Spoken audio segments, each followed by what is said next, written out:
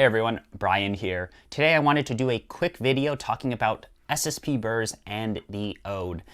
To knock this burning question you probably have out of the way of can you grind for espresso with the SSP Red Speed Burrs?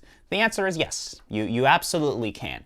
However, the company stance, and there's an article on this that I'll link in the description below, is that if you do grind for espresso with the multi-purpose burrs in here, that's what I currently have in here, you are going to void your warranty. And if you also use the high uniformity burrs as well, or different burr sets, you are also voiding your warranty. So if that's a risk you're willing to take, more power to you. But for me, I am doing it out of pure experimentation. As an employee, I wouldn't really recommend you to grind for espresso. Yeah, your mileage may vary, and if that's a risk you want to take, then that's something you'll have to think about if it's worth doing. Now, let me talk a little bit about how I have my Ode set up. So when you install your SSP Burrs, you can follow an article and video that shows you how to install the burrs. Basically, you do that, but all you have to do differently is you just want to make sure your finest point is set a little bit differently. For me, I actually have mine set fairly coarse in then how fine the SSP Burrs can actually go, just simply to help hopefully promote better motor lifespan.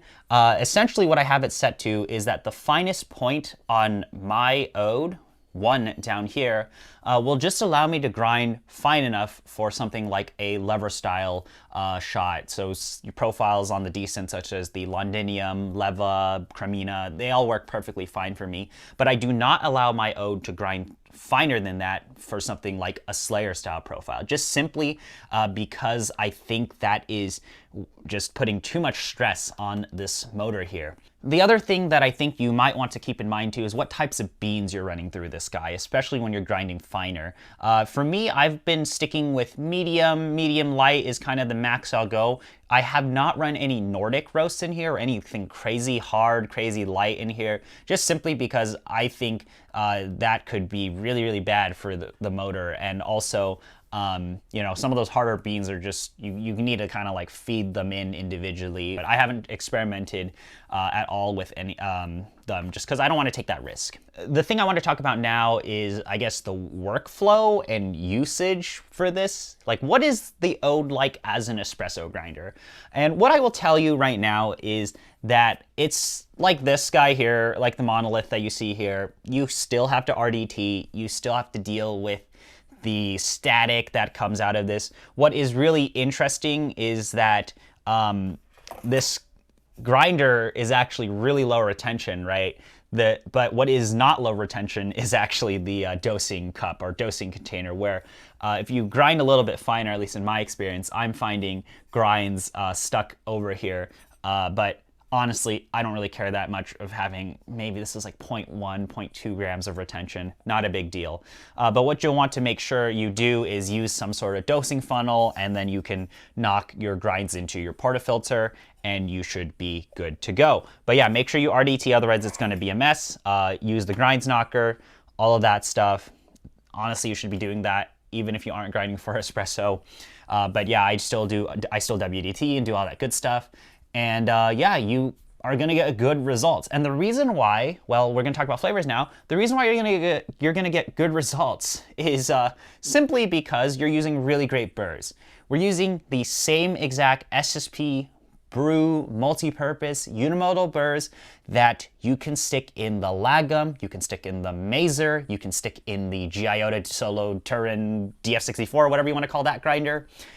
And the same thing applies for this, which is the 64mm high uniformity espresso burrs. If you want a quick rundown of flavors, the unimodals in here are really what I like the most. And I like them because they offer me incredibly high clarity. It doesn't matter what I'm really brewing. I can feel like I just get those flavor notes a little bit better out of the unimodals here, but I've always sort of tended to like the 1:3 longer unimodal styles of espresso, whereas the 1:2 ratios and more traditional stuff like the high uniformity burrs, I just didn't like them as much. But if you take a step back, you'll realize that all of this tastes good. You would probably be happy with any of them. But for a better rundown, just look at this flowchart from option O. Link is also in the description for it. And yeah, that's kind of my answer there, is that depending on what your flavor preferences are, that's what you'll pick a burr set on. I like the Unimodals the best. It's my preference. Now, you're probably wondering, well, would you use this as an espresso only grinder? And my answer to that is no, simply because, well, two things. One, the motor you're putting a lot of stress on. That's what it feels like. You know, I'm not an engineer, but it doesn't, like, I don't have that peace of mind that I have with an espresso, a dedicated espresso grinder. You know, this is kind of like turbocharging your Honda Civic here. But the other thing too is that because this is a stepped grinder and the ranges here are fairly large, sometimes, at least for a lot of the shots that I'm pulling, if you're off by like 1/3 of a click that you'll see here, your pressure is just wrong. Like, you're just not going to be dialed in. And for me, I don't like to, I like to have, you know, more control over my grind range. So I don't really think this is a very good espresso grinder if you were to only use it for espresso. If you're doing like maybe occasional espresso, mostly pour over, I think it's fine. But please keep in mind, if you are grinding for espresso, you're voiding your warranty, you're taking the risk of killing the grinder. You know, we don't want to put additional stress on the grinder. The point here is that when it comes to flavors, we're not even comparing grinders anymore. We're really talking about burrs. And this is still the smallest grinder that you can fit on your countertop that I would make the argument looks okay. I think the G-Iota is a little, you know, not the nicest looking grinder out there, but it's also a lot larger than this. But, you know, they all use the same exact burr set. So if you're just chasing pure flavor performance here, or flavor differences, or, you know, the ability to use SSP Burrs, then this is still, in my opinion, the best option on the market for today, at least. We'll be getting the G-Iota Turin Solo DF64 in for testing in the future when it becomes available in the US market. For now, I like SSP Ode. It's enjoyable to use to an extent, but really the coffee coming out of it is great because we're using great burr sets here. I will be comparing the SSP Ode with the Unimodals. If I have time, I'll do the high uniformities to a Stock Ode. But really quick, high uniformity 64 mil versus 75 mil high uniformity in the flat here, even though they are very, very similar burr sets. The geometries I think are really, really similar. It's like same but different type of thing here.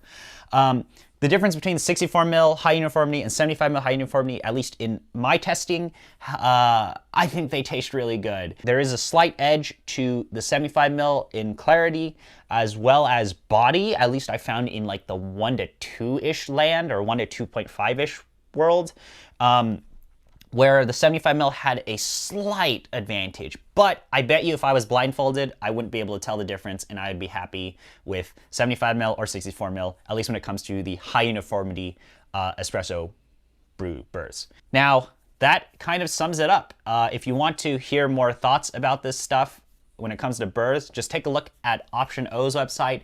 Their flowchart really, really sums up exactly my findings. That's pretty much what it is. But my personal preference, I like the Unimodals the best. They are the most aligned with my personal favorite preferences, so I obviously prefer the Unimodals the best.